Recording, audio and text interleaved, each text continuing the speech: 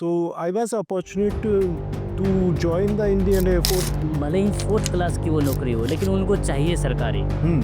मुझे लगा कि जैसे दिल्ली है ऐसा ही इंग्लैंड था, छोटा सा देश जो उसको जूम करके ढूंढना पड़ता है, वो रिमार्केबल पहचान है उसकी। Retirement looks like as something got the bulb gods fuse. 135-36 kilometre तक की स्पीड पे चलाई, बट लेकिन मैं किसी को रिकमेंड नहीं करूँगा। बॉडी बहुत सारे सेल्स में हर एक टिश्यूज़ के नीचे जा कर के फैट को इकट्ठा करती रहती है। तेज़ चढ़ाई की मैराथन होती है, हाई एल्टीट्यूड्स में होती है, वो सभी तक होती है, पाइन ट्रीज से भरी हुई है और पाइन की लीव्स पे you are likely to get sleep. उसमें योगा में I am the certified teacher for the yoga.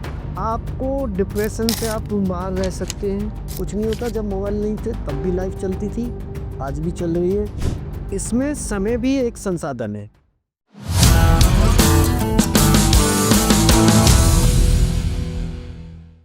नमस्कार दोस्तों, भविष्य एडुकेयर में आपका स्वागत है। आज जो हमारे साथ गेस्ट हैं वो बहुत ही बेहतरीन अच्छे एथलीट है और हमें भी बहुत उन्होंने कुछ सिखाया है। अगर मैं कुछ अपने बारे में अगर थोड़ा बहुत भी अगर मैं आज के डेट में अगर रनिंग करता हूँ या मैराथन दौड़ता हूँ, तो वो जो वजह हैं वो अशोक जी हैं। अशोक जी हमारे साथ आज जुड़े हुए हैं।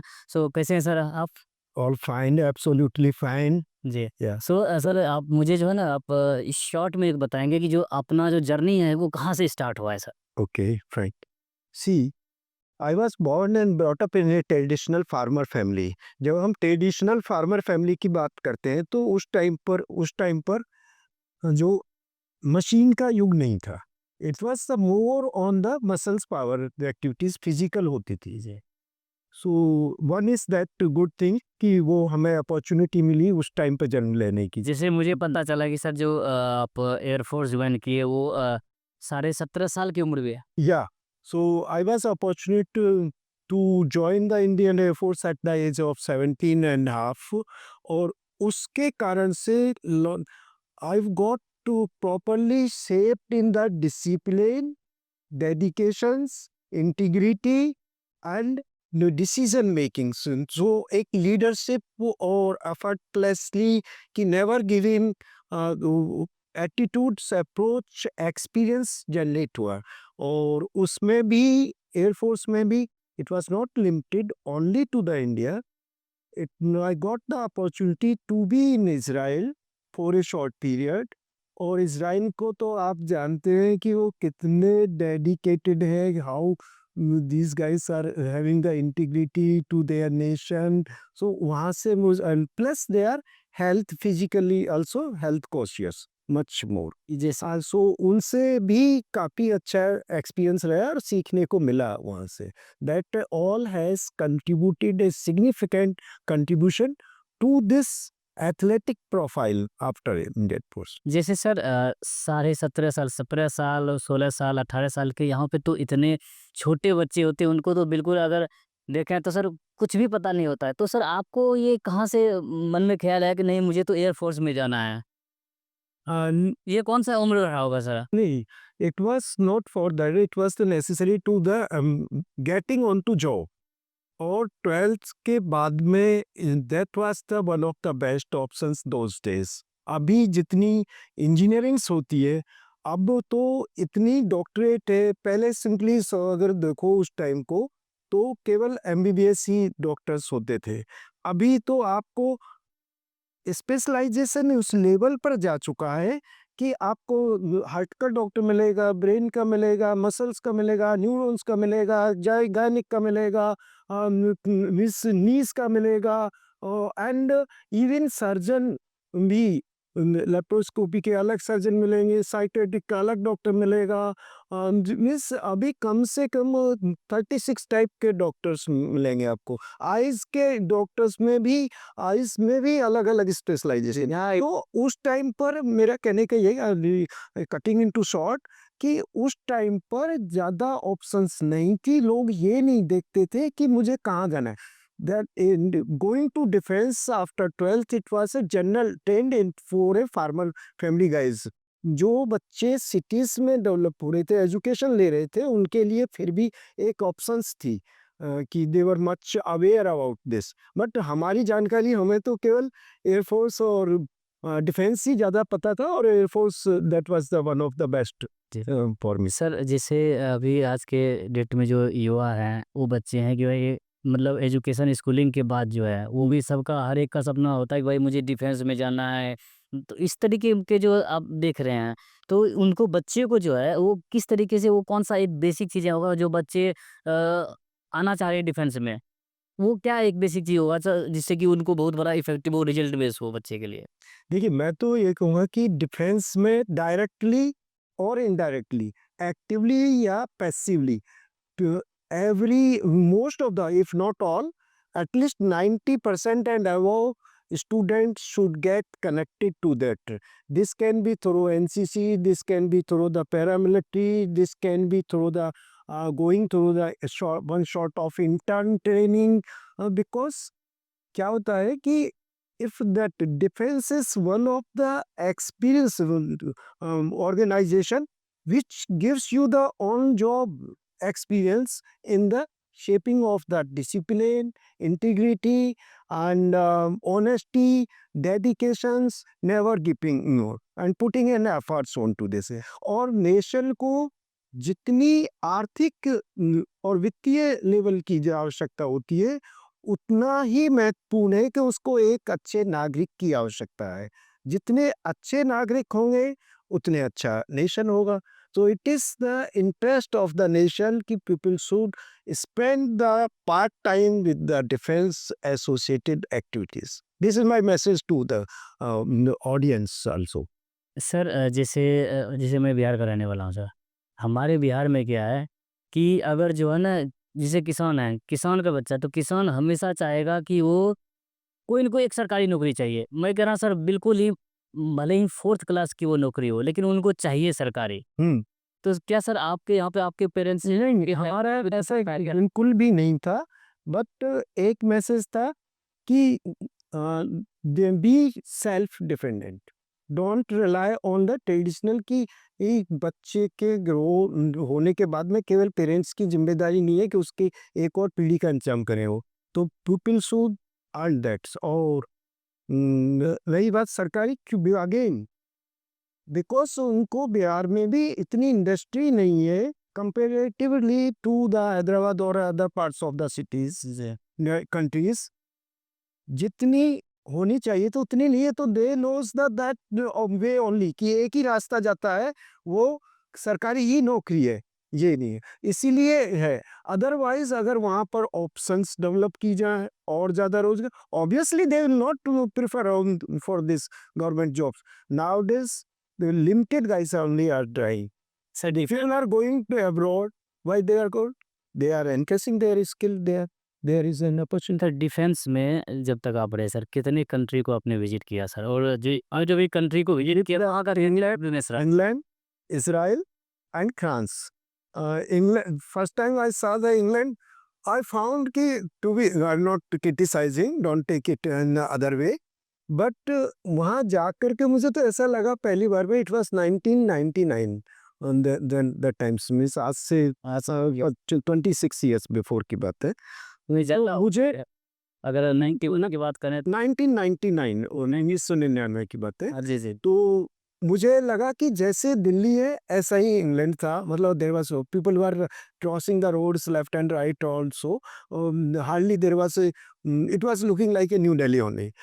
But once I landed to France, I appreciate the cleanliness, the technology, advancement of the technology, their intelligence based, their parking system, IoT based systems were there. All everything was automated that time. 99 Is that time also. The things what we are experiencing, enjoying now after 2010 or 12, these things already were placed in the Israel, and so then third one was the Israel to, they were these guys, eh, उन सब के खून के अंदर ही dedication, commitment, integrity भरा हुआ मिला मुझे। And they were one more good thing, they have the pride and pleasure to they whatever job they are doing, whether somebody is doing the managerial job or doing the housekeeping, लेकिन उनके लिए काम छोटा बड़ा नहीं, वो कितने अच्छी तरीके से वो कर रहे थे। और सो ओनली आई थिंक और भी कारण हो सकते हैं, लेकिन एक ये भी कारण है, इसके कारण से आज वो देश, छोटा सा देश जो उसको जूम करके ढूंढना पड़ता है, वो रिमार्केबल पहचान है उसकी। वो तो कितने साल रहे सर इज़राइल में आप? नहीं, I was there for I told you it was a short period. अच्छा। बट उस शॉर्ट पीरियड में जो है ना yes, I was observant since beginning. मतलब मेरा ये था कि जो भी चीज़ें मेरे नज़दीक से गुजर रही हैं, let us see, record them, observe, देखें, उसको देखने का तरीका था, तो so I got benefited with that. Sir defence से जो है ना आप कौन सा ईयर में रिटायर्ड हुए sir? 2002. It was not a retirement, it was a transition. I will not say it retirement. Retirement looks like as something got the bulb got fused. Now it is the good for the low use. यहाँ No, पर though yes आप though हुआ है। though it was not the retirement, I would never say it was a retirement. I would say it was the transition from Indian Air Force to the civil. And civil I joined immediately after 10 days of my exit from the Indian Air Force. Yeah. Then I joined to the telecom Reliance industry. I joined. अच्छा उसके बाद फिर आपने Delhi Since then, I am there in the telecom.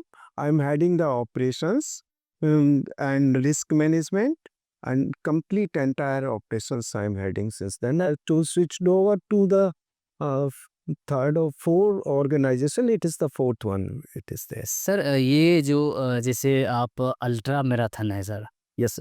Ultra marathon है, उसके बाद आपने जो है ना मोटरसाइकिल का भी पूरा शौक रहा है, जैसे अब 7 लाख किलोमीटर सर, इतने तो जी पूरी ज़िंदगी में आदमी गाड़ी नहीं चला पाया है और आपने सर इतनी ट्रैवलिंग करी मतलब शौक से, तो कौन-कौन सा कहाँ का एरिया आपने विज़िट किया sir bike? In consult to marathon, जी। I did half marathon, 700 plus half marathon. जी। Then full marathon around maybe around 100. Then 6 hours should be more than a dozen. Then 12 hours, likewise 14 or 20. And then 24 hours, maybe the 8 or 10. Then 36 hours twice I did it. In this terms of the distance, I did half 21. Usually I am doing 3 days, 4 days in a week also I am doing. And then 42 kilometer, then 100 kilometers, between 50 and around 80 kilometer also, then 250 kilometer, then 200 kilometer, then 220 kilometer, even up to 36 hours without sleep I did. आपने तो sir वो इस 82 kilometre का परिक्रमा भी तो आपने करा? Yeah, 84 kilometer, that's 84 कोस परिक्रमा. जी। I did twice, and we did with me one more guy was there, and we did in a 3.5 day we took 3 दिन to complete the kilometre 84 kilometer. It was nowadays it is extended beyond 84. It is around 90 kilometer or 95 kilometer, 95 course, nine and this becomes almost 290 kilometer. Approx 300 Yeah, around 300. मतलब 300 kilometre No, 3 दिन 3.5 yeah, क्या 3.5 day we did, and I did the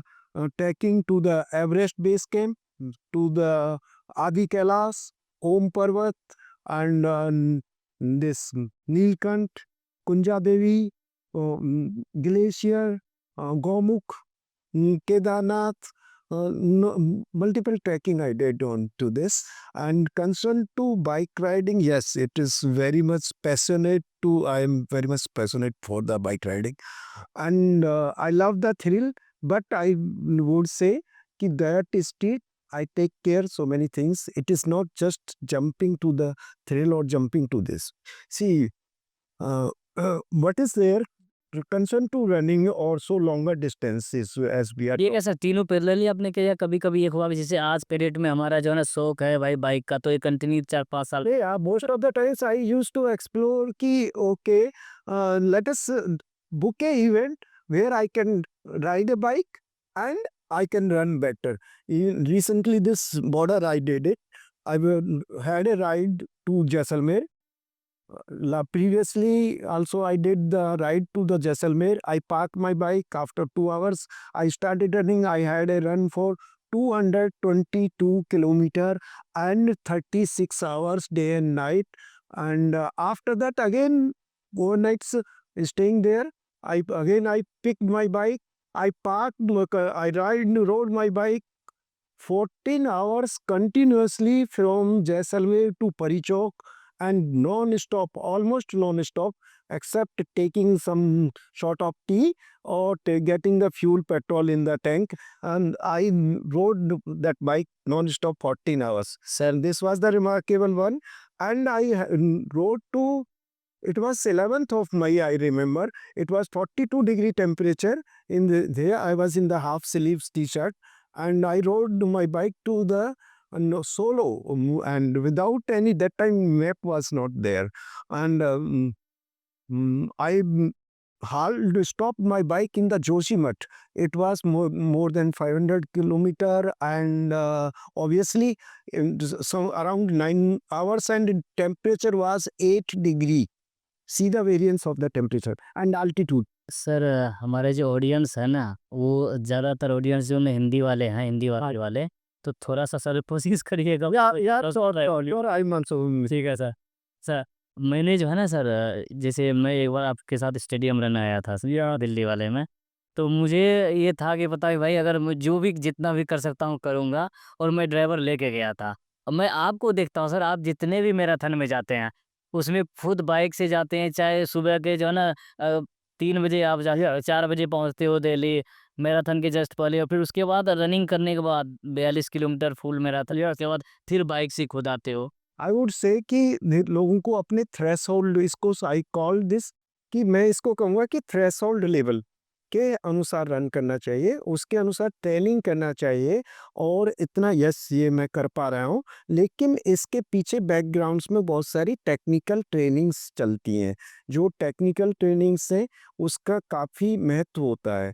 अभी मैं चंडीगढ़ गया था, as you said, Chandigarh 105 kilometre run किया। देखो on record it was 102 kilometre and I park my bike and started running after 2 hours there. और 12 hours मैंने वहाँ पे बाइक खड़ी करके तो 12 घंटे मैंने रन किया एंड फिर उसके बाद में 2-3 घंटे मैं वहाँ रुका, फिर से बाइक उठाई चले गए। तो लेकिन जैसे कि I had a thrill of bike, means मेरी काफ़ी अच्छी स्पीड भी मैंने 135-36 किलोमीटर तक की स्पीड पे चलाई, बट लेकिन मैं किसी को रिकमेंड नहीं करूँगा। दूसरी बात मैं ये कहूँगा कि मैंने उसकी प्रैक्टिस की है। मेरे मतलब लोगों के वाइब्रेशंस ट्रांसफ़र होते हैं हाथों से, तो बाइक के लिए अलग तरह की ट्रेनिंग्स होती है। रनिंग के लिए डिफरेंट ट्रेनिंग होती कोई अलग तो हो जाता है ना, हाँ, स्पोर्ट्स तो उसकी मसल्स डिफरेंट यूज़ होती है।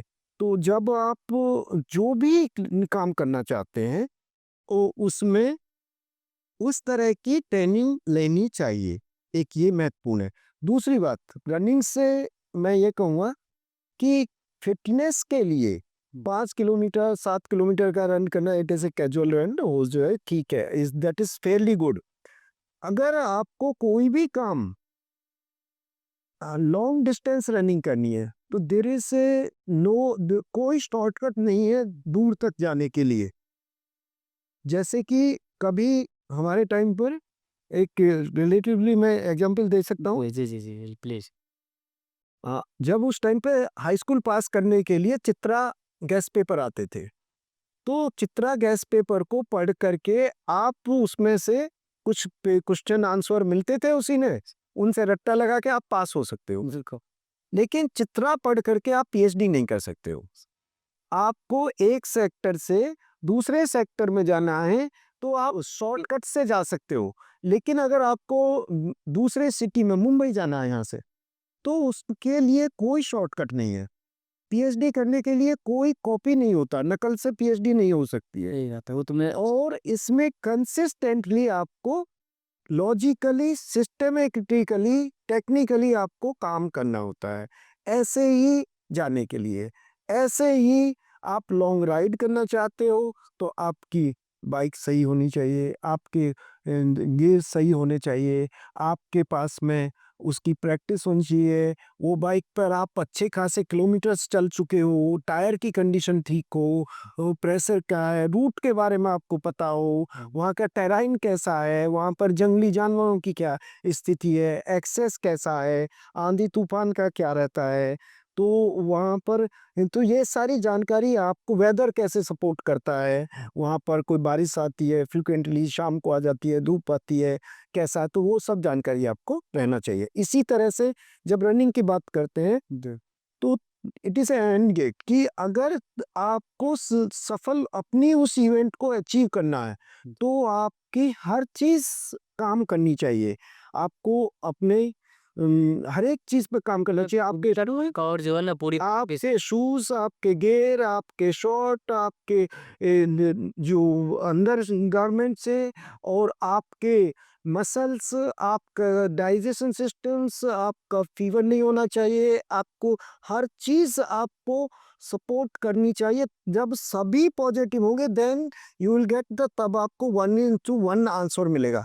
अदरवाइज आपका एक भी हिस्सा, मान लीजिए कि आपको उस टाइम पे पेट ने सपोर्ट नहीं किया, या आपको कफ आ गया, या आपको वो लूज मोशन हो गए, तो आपका इवेंट गई, बेकार होगी।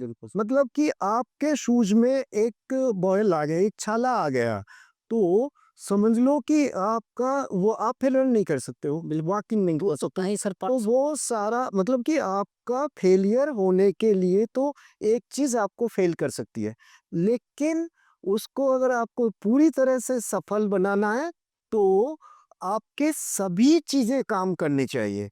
और दूसरी महत्वपूर्ण बात यह है कि हमें ध्यान रखना चाहिए कि एवरी बॉडी इज यूनिक। हर शरीर अपने आप में यूनिक है, एकांकी है।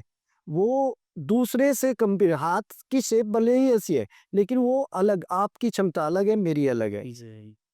देन क्या होता है कि every day that body behaves separate, different.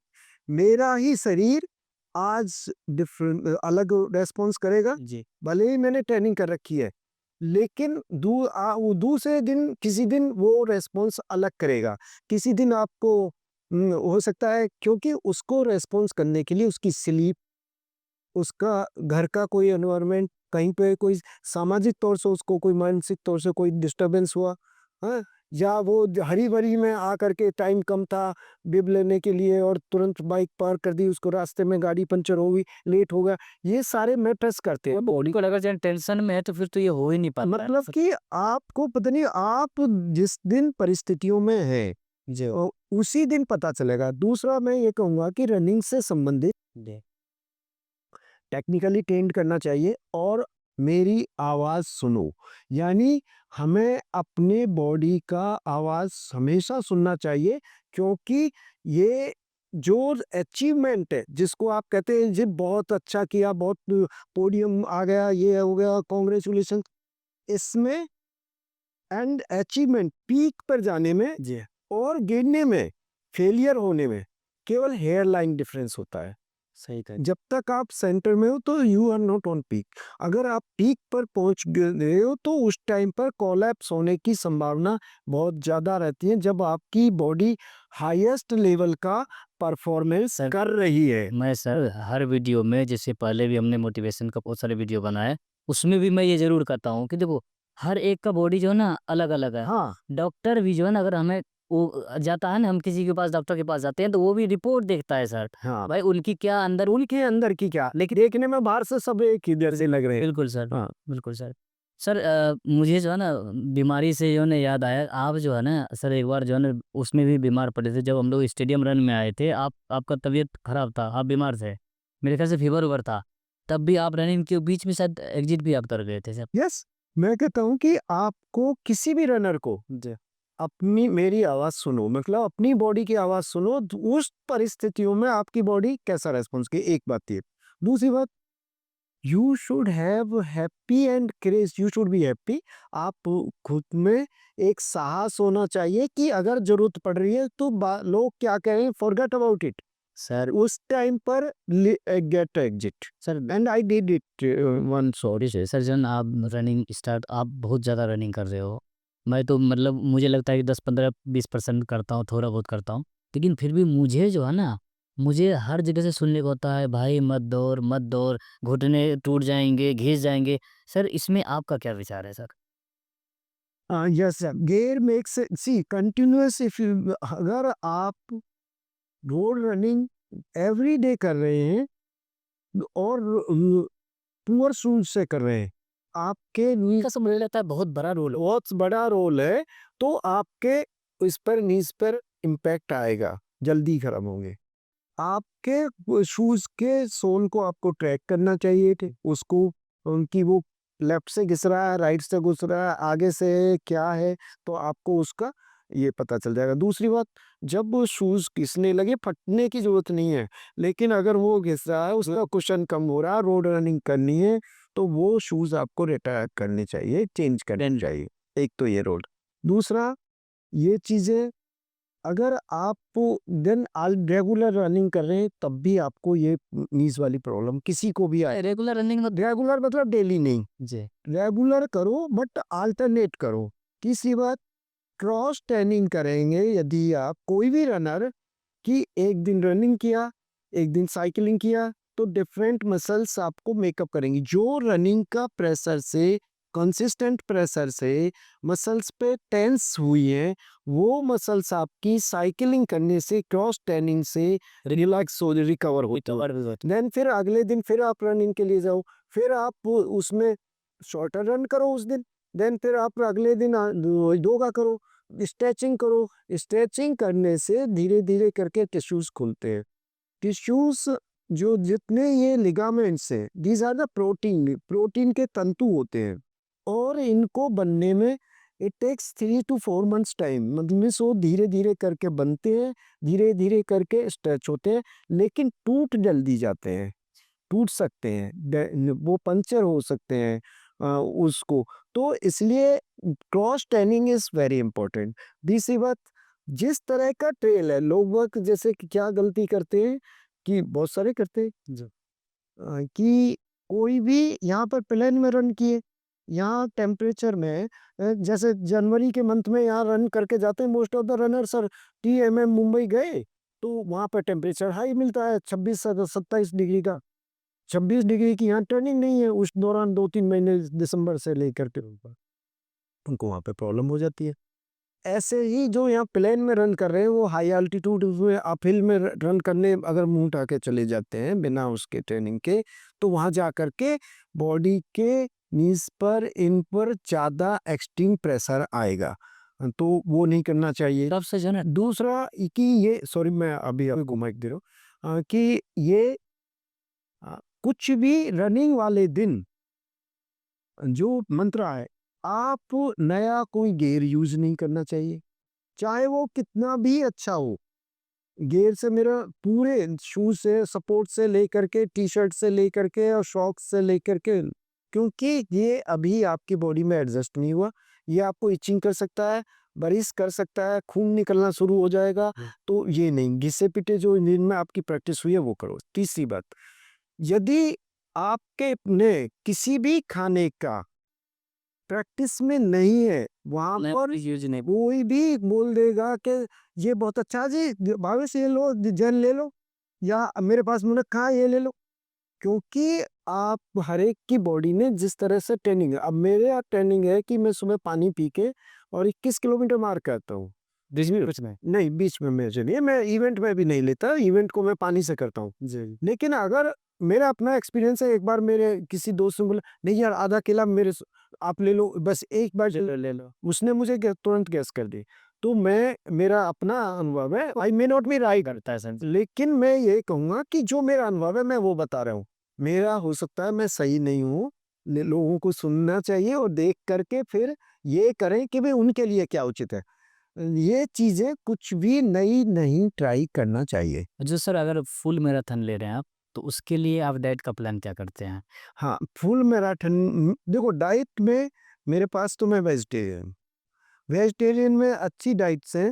मतलब हमारी, चाहे हम मैराथन में जा रहे हैं या रनिंग में जा रहे हैं, नॉर्मल में या अल्ट्रा में जा रहे हैं, डाइट रिमेन्स सेम। डाइट से कोई ज़्यादा डिफरेंस नहीं है, केवल yes what makes the difference जैसे जैसे डिस्टेंस बढ़ती है तो हमें शुरू से अपने आप को वो मतलब स्टेप्स की स्पीड पे पेस जिसको कहते हैं पेस पर स्टडी करना पड़ता है और कंट्रोल करना पड़ता है।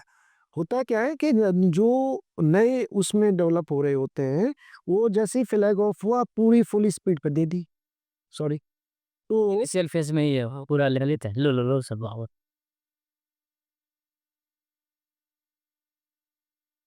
होता क्या है, सॉरी, जो शॉर्टर डिस्टेंस है वो आप फास्टर पेस से कर सकते हैं। हम भी ऐसी इसी टेक्निक को यूज करते हैं।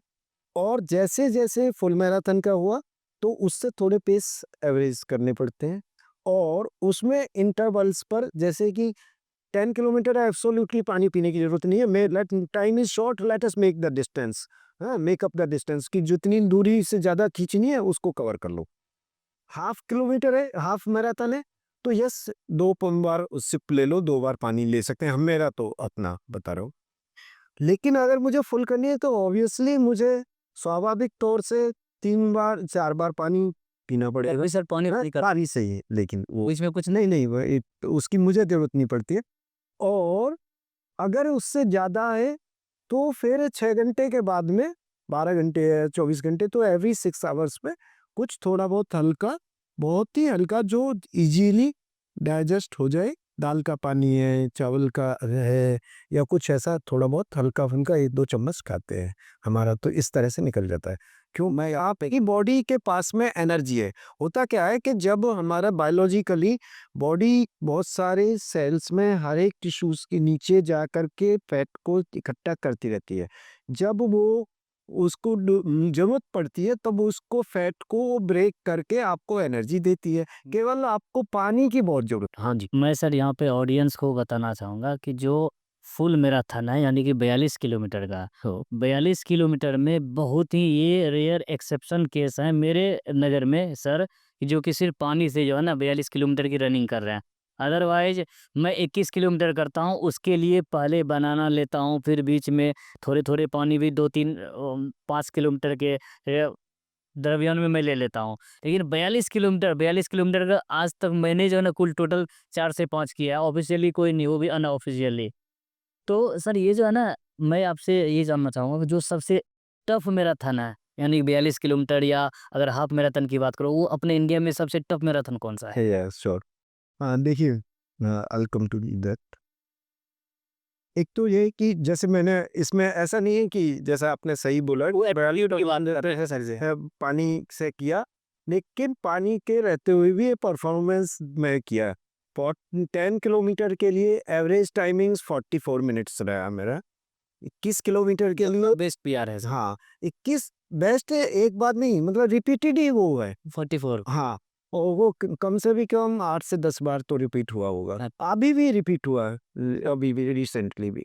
एंड हाफ मैराथन में 136 आज से 3 साल पहले कई बार रिपीट हुआ, लेकिन अभी 142 चल रहा है। अच्छा और 142 इस साल, लेकिन सर कम से कम 5 या 10 बार रिपीट हुआ। मैं देख रहा सर आप बिल्कुल भी रिलैक्स में आराम से और- दौड़ते हो, स्ट्रेस बिल्कुल हाँ स्ट्रेस नहीं है बिल्कुल, आप बिल्कुल स्ट्रेस नहीं। क्योंकि उसके बाद मुझे स्ट्रेस रहेगा तो गाड़ी बाइक कैसे मैं बाइक ही चला रहा है। फिर फुल मैराथन का मैंने 3 टाइम्स बोस्टन क्वालिफाई किया और बेस्ट रहा है सही आवर्स इसके बारे में मैं 38 का सर, 328 मेरा बेस्ट रहा।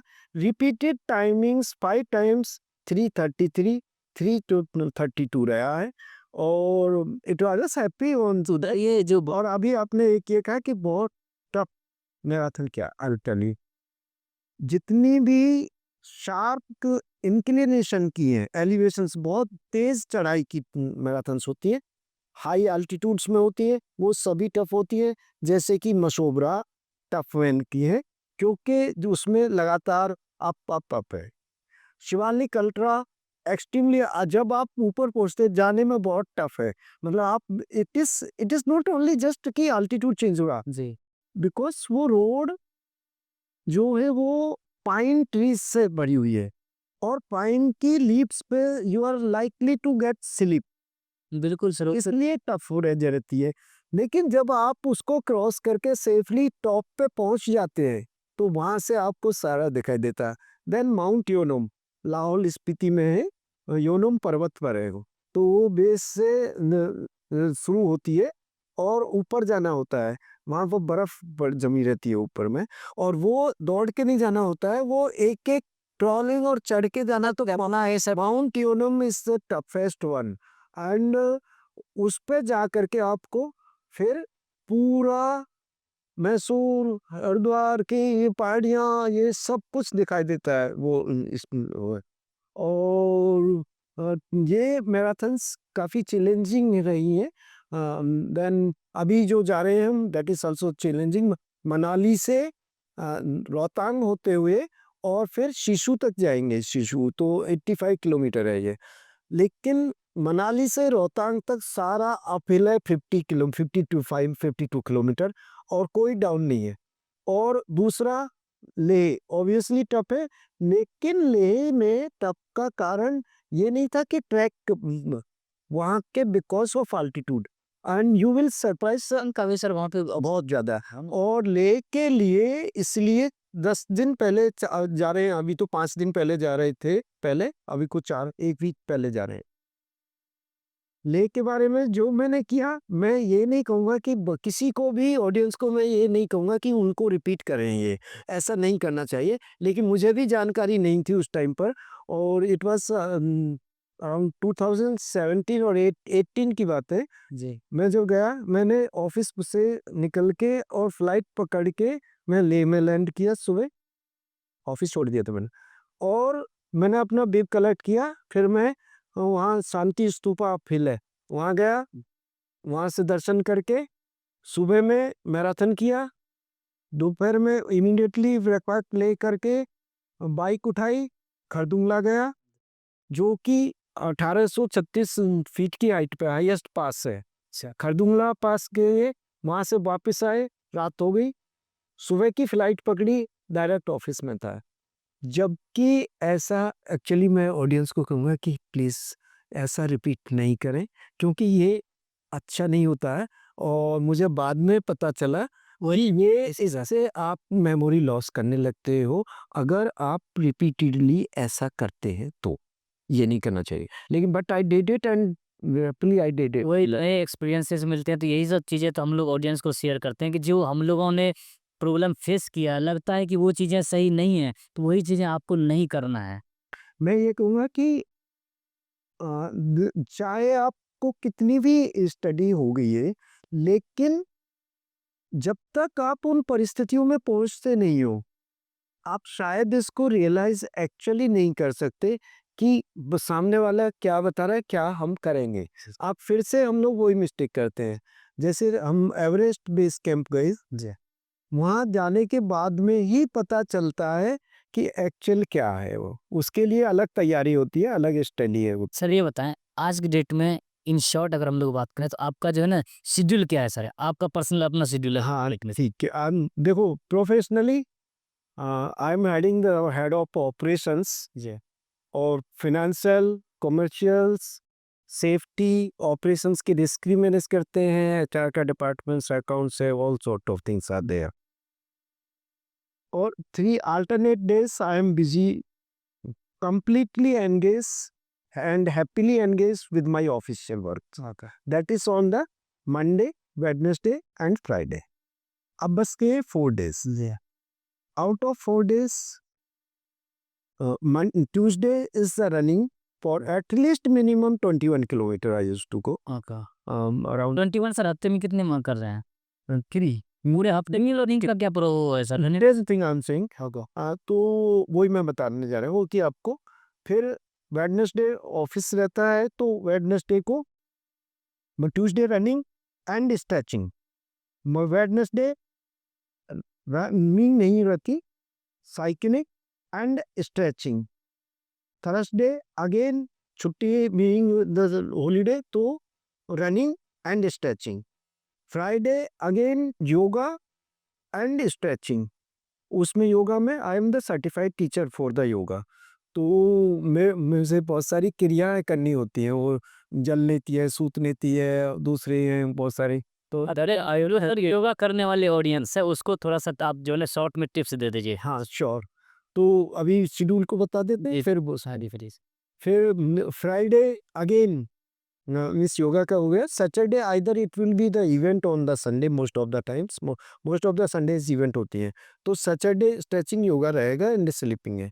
On Sunday either event will be there. अगर इवेंट नहीं है संडे को, तो सैटरडे एंड संडे दोनों दिन 21-21 किलोमीटर तो रनिंग होनी ही है। मतलब दोनों दिन को। कर देते हैं सर। या कर दूँगा। और मंडे तो वो कहते हैं कि चद्दर तान के सो। मंडे को मैं कोई भी अलार्म से नहीं जगता, जब आँख खुलेंगी तब जगूँ, बिकॉज़ मैं चाहता हूँ कि बॉडी ने जितना पूरे 6 दिन में एफर्ट्स मारे हैं, वो उसको रिकवर करे। कवर कर अब आप पूछ रहे थे कि ऑडियंस को योगा के बारे में। Yes sir. देखिए, मैं ये कहूँगा कि योगा असली तो योगा मतलब मुझे भी लगता था पहले कि शायद योगा सीखने से हम योगी बन जाएँगे, ऐसा नहीं है। योगी तो कोई सांसारिक जीवन में रहते हुए योगी बनना नेक्स्ट टू इम्पॉसिबल है, असंभव सा है और वो नहीं बन सकता। लेकिन कुछ चीज़ें योग के एक हिस्सा जो हमारे साथ चल सकता है, जिसमें कि आसन है, क्रियाएँ हैं, प्राणायाम है, तो अगर हम इसको करते हैं, ये 4-5 तरह की एक्टिविटीज़ हैं, इनके अपने-अपने अलग तरीके हैं फिर। तो उससे क्या होगा, ऐसा नहीं है कि आपकी लाइफ में कोई जादू हो जाएगा, नहीं।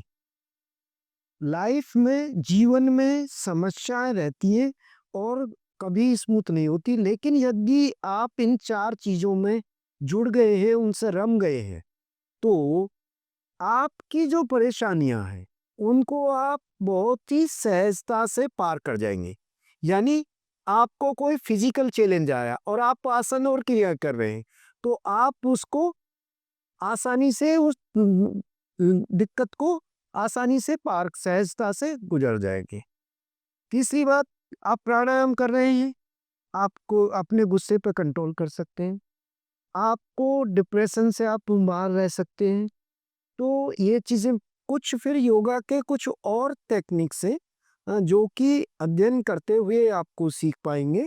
तो उससे आप पूरी जीवन की जो क्रियाएँ हैं, उनको सहजता से चला सकते हो। सर ये बताएँ। तो योग को साथ लेके चलो, आप भले ही आप किसी भी प्रोफ़ेशन में हो, किसी भी काम में कर रहे हो, लेकिन यदि हमें योग के कुछ हिस्से को आप साथ जोड़ लेते हैं, तो उससे जीवन आसान हो जाए। सर यहाँ पे जो है मैं एक चीज़ जो है ना मेरे मन में आता है, मैं जितने बार आपको मैंने ट्राई किया है, कॉल किया है, एक बार में कभी भी पिक नहीं हुआ है। या तो सर ये बताएँ कि मोबाइल आप कितना यूज़ करते हैं 1 घंटे में?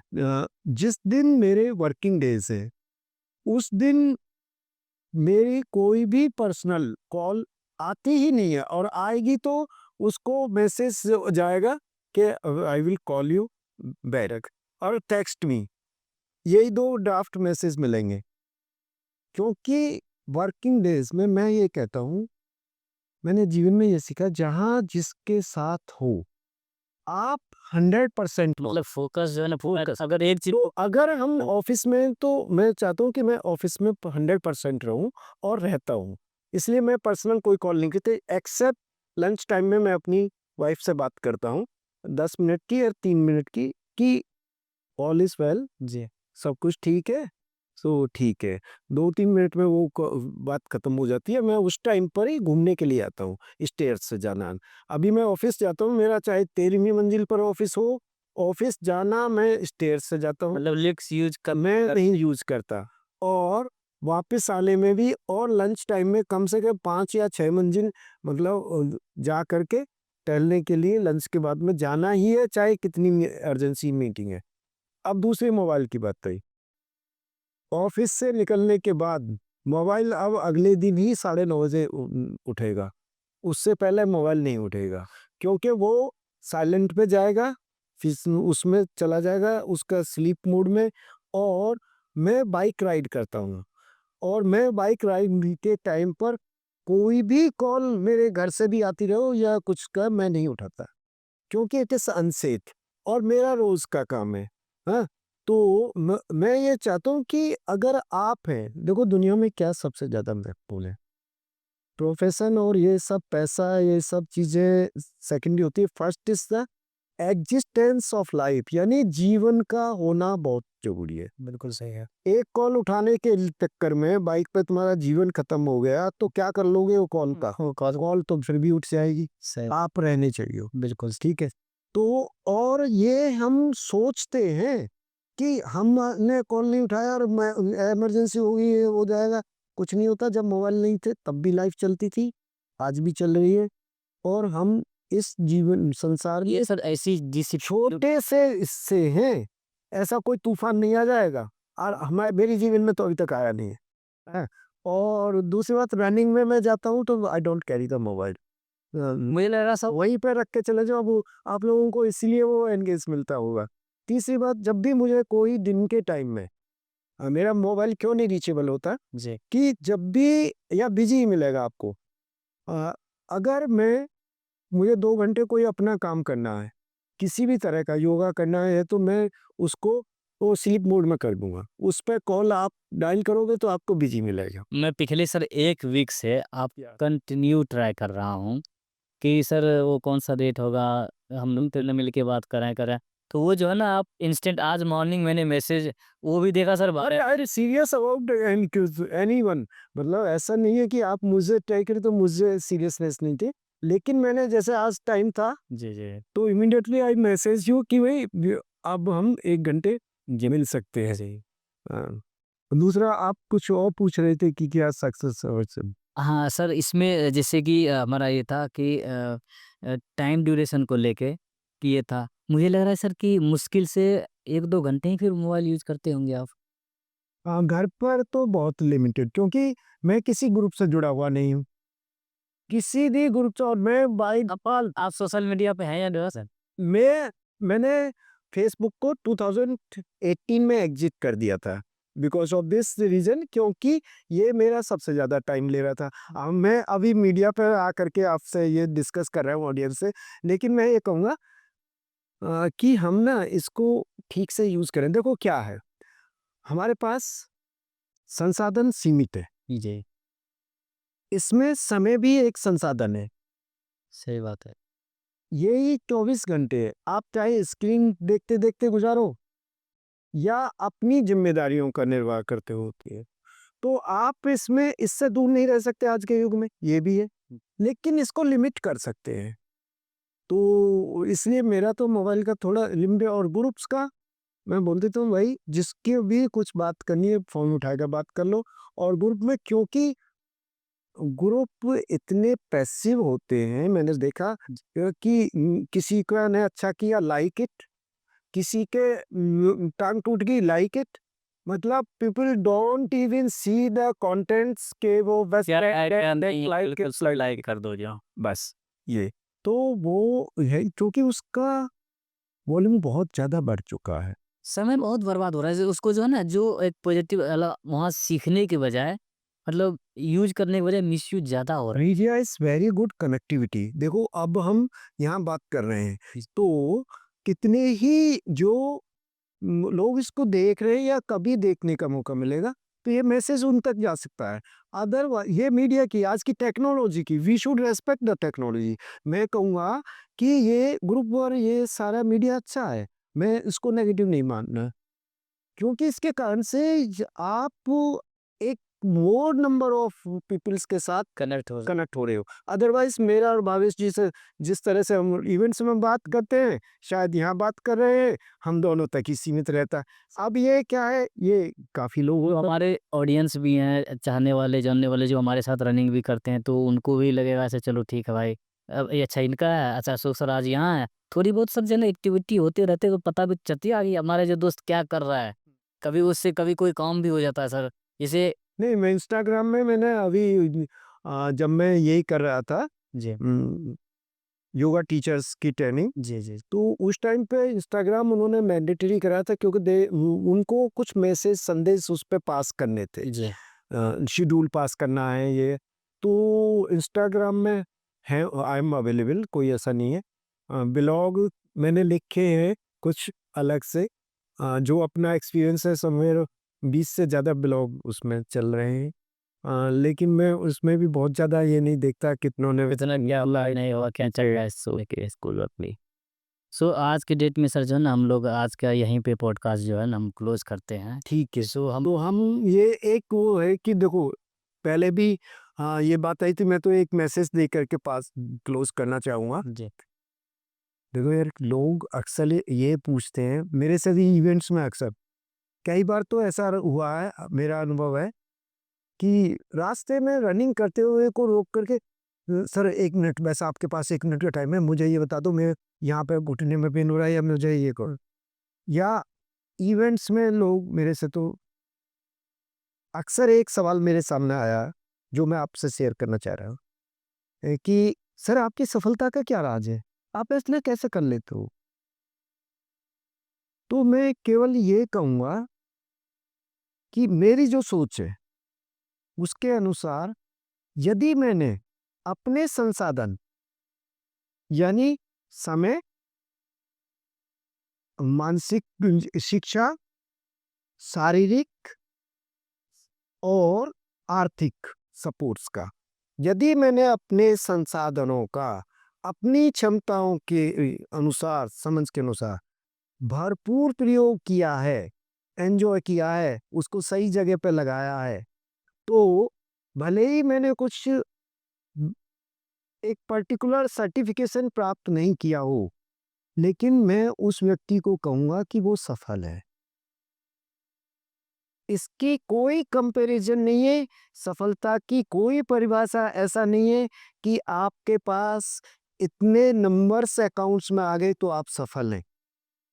हो सकता है आपके पास नंबर्स हो, अगले दिन हो सकता है आपका डाइवोर्स हो रहा हो या आप जो है हॉस्पिटल के चक्कर लगा रहे हो सकता है आप हॉस्पिटल के चक्कर लगा रहे हो से फ्री हो, लेकिन आपके पास में कोई आर्थिक या मानसिक परेशानी हो, या फिर आप अपने समय से और अपने आप में ही संघर्ष कर रहे हैं खुद में। तो मैं केवल ये कहूँगा कि मेरी समझ से सफलता के को फिक्स करने की आवश्यकता नहीं होनी चाहिए। हमें ये हमेशा इस बात का ध्यान रखना चाहिए, क्या हम अपने इस जीवन के और जीवन में प्राप्त प्रकृति ने जो संसाधन दिए हैं, जो भी हमें मिले हैं, क्या हम उनको इकट्ठा करके बैठे हैं और इकट्ठा कर रहे हैं, या हम उनको सही तरीके से उपयोग कर रहे हैं? ये और तो हाँ, सो सर जो है ना अभी जैसे आपने बताया कि भाई बीच में कोई रनिंग कर रहे हो, उनको रोक दिया जाता है। ये चीज़ें मैंने भी जो है ना ऑब्ज़र्व किया है, जब भी मैं रनिंग करता हूँ तो उस टाइम 2-4 कभी दिख गए, वो बीच में होल्ड करते हैं, भैया 1 मिनट रुकना, हाँ, रुक जाना, थोड़ा-सा आप मुझे बता दो। मतलब आप रनिंग कर रहे हो, उसके बीच में जो है ना, बीच में आके कोई पूछ रहा है कि भैया थोड़ा-सा हमें टिप्स दे दो। मतलब ये है कि शॉर्टकट, आप मतलब ये समझो कि कोई ऐसे जादू की छड़ी हो और उस छड़ी को चला दो, घुमा दो और उनको सब कुछ आ जाए।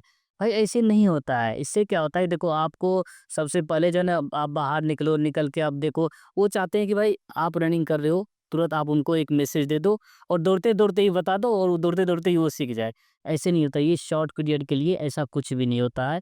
कुछ भी कर रहे हैं ना, उसे लॉन्ग टाइम के प्रोसेस से गुज़रना ही पड़ेगा आपको। यस, सो आज का आपका पॉडकास्ट आपको कैसा लगा? आप हमें ज़रूर बताएँ। आप सबका बहुत-बहुत धन्य thank you, thank you sir. नमस्ते, हैव ए गुड टाइम, आपका दिन शुभ हो।